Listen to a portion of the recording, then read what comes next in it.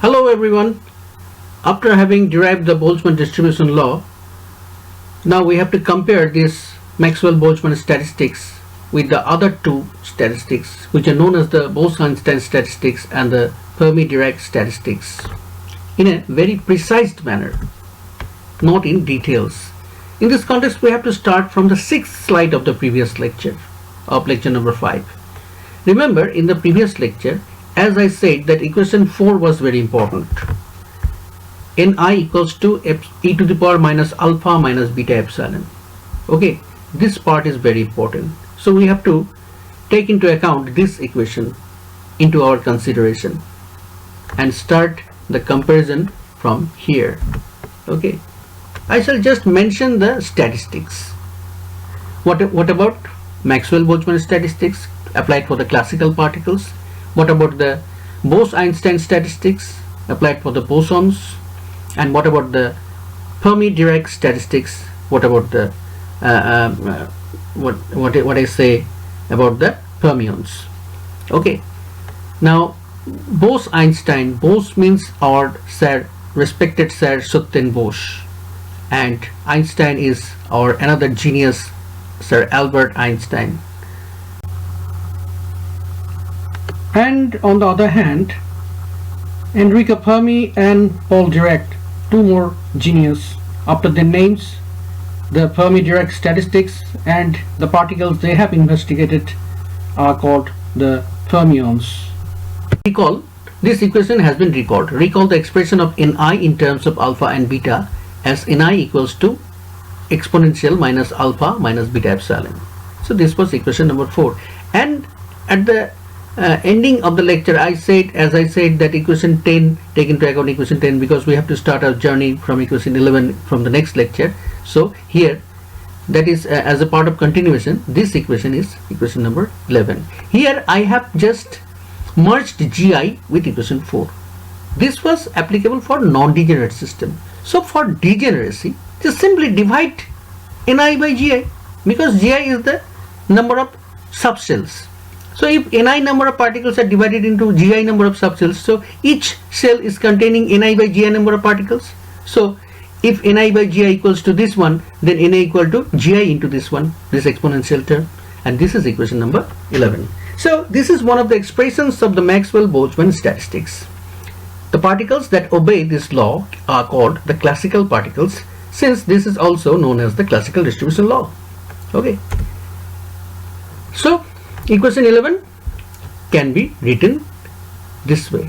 This exponential negative term, okay, this negative term of the exponential can be eliminated by taking this exponential into the denominator.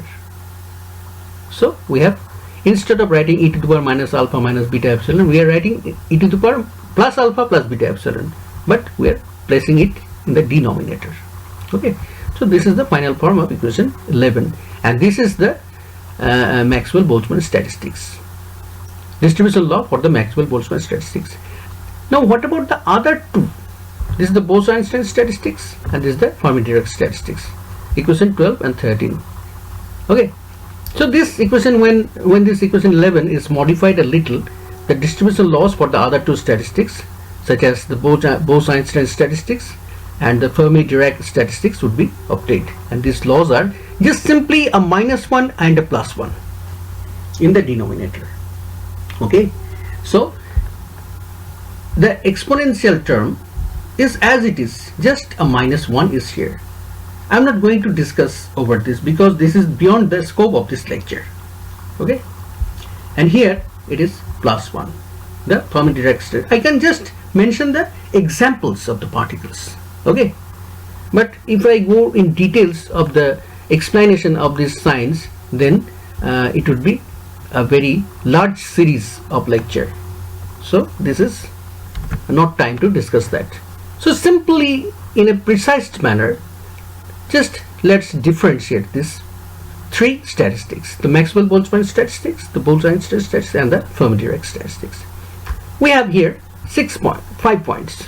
Number 1, the distribution law, the type of the particle, example of the particles, the type of spin of the particles, and the wave function. Okay, the distribution laws are already mentioned like this: Ni equal to Gi by e to the power alpha plus beta epsilon. Here, for the bosons or the Bose Einstein statistics, Ni equals to Gi by e to the power alpha plus beta epsilon I minus 1. And for the Fermi Dirac statistics, the distribution law follows: Ni equals to Gi over the exponential term, same exponential term, plus 1. Okay. Now the particles. The particles, in case of the Maxwell Boltzmann classical particles, they are identical and distinguishable. Identical and distinguishable means, suppose you have three types of cricket balls: the red ball, the white ball, and the pink colored balls. They are identical definitely, but they have distinguishability. On the basis of their color they can be distinguished, but they are identical. And in case of Bose Einstein, identical and indistinguishable means all the balls are red colored balls, so you cannot distinguish among them. Now in case of Bose Einstein statistics, they are identical and indistinguishable, such as photons. Okay, you cannot distinguish two photon particles, they are all looking same. And Fermi Dirac statistics following particles are also identical and indistinguishable. But the fact is that these particles are known as bosons and these particles are known as the fermions. Okay, now move on to the examples. Gas molecules at low densities. Here it is at, not a. It is typing error. It is at. Gas molecules at low densities. Okay, and here examples of the bosons: photons or 4 helium-2 atoms, and the electron C. The free electrons in the electron C in the metals are the fermions. What about the spins? Here for the classical particles, spin is not a factor. Here spin doesn't matter, but here spins for the photons may be 0, 1 or 2. Okay, and here the spins are half integrals. That means half 3 by 2 plus 5 by 2. These are the spins. And what about the wave functions? The wave functions, these are the localized particles. Okay, they have their certain positions, and psi, that means the wave function does not overlap. Whereas in case of the bosons, the wave functions overlap, but psi is symmetric. In case of fermions, psi may overlap, but they are antisymmetric. Okay, so these are the distinguishing points of the classical particles, bosons and fermions. So that's all for this lecture today. Thank you. Have a nice day.